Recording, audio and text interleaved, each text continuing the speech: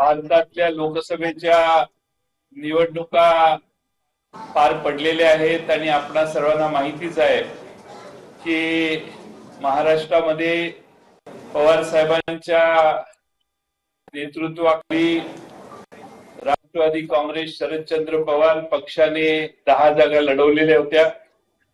त्या 10 जागांपैकी 8 जागा हे घवघवीत यश महाराष्ट्राच्या जनतेने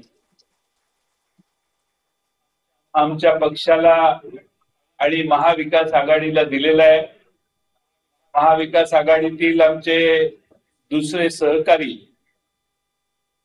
शिवसेना आणि काँग्रेस पक्ष, उद्धव ठाकरे साहेबांचा शिवसेना आणि काँग्रेस पक्ष, त्याचबरोबर दोन्ही भारतीय कम्युनिस्ट पक्ष आणि मार्क्सवादी कम्युनिस्ट पक्ष, समाजवादी पक्ष, शेतकरी कामगार पक्ष, रिपब्लिकन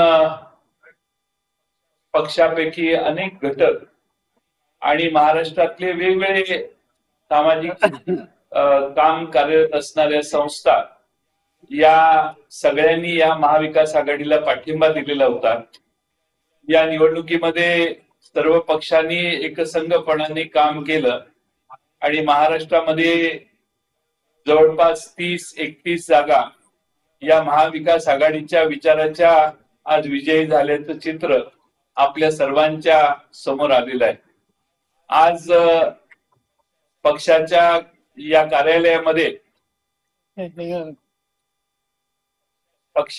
कार्यालयामध्ये महाविकास आघाडीच्या पाठिंब्याने निवडून आलेले आमचे राष्ट्रवादी काँग्रेस शरदचंद्र पवार पक्षाचे 8 उमेदवारांना निमंत्रित करण्यात आलेलं होतं। त्यातील 2 उमेदवार सुप्रियाताई सुळे आणि निलेश लंके यांनी त्यांच्या पूर्वनियोजित कार्यक्रम मतदारसंघात असल्यामुळे न येण्याची अनुमती मागितलेली होती आणि उरलेले 6 लोकसभेचे सदस्य नवनिर्वाचित आज या ठिकाणी उपस्थित आहेत। मला त्यांना आपल्याला इंट्रोड्यूस करताना महाराष्ट्राला त्यांची ओळख आहेच, पण पक्ष कार्यालयात आमचे अधिकृत निवडून आलेले खासदार म्हणून आपल्या समोर आणण्यात मला विशेष आनंद होतोय। आदरणीय पवार साहेबांनी अथक परिश्रम घेतले।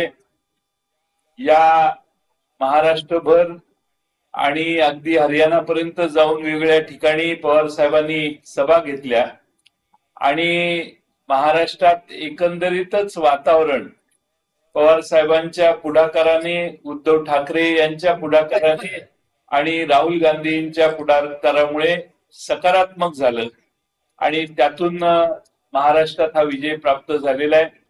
मी आपल्या समोर या ठिकाणी सर्वप्रथम वर्धा लोकसभा मतदारसंघाचे आमचे उमेदवार निवडून आलेले खासदार अमर काळे साहेब यांचं स्वागत करतो। शिरूर लोकसभा विधानसभेचे सभासद होते।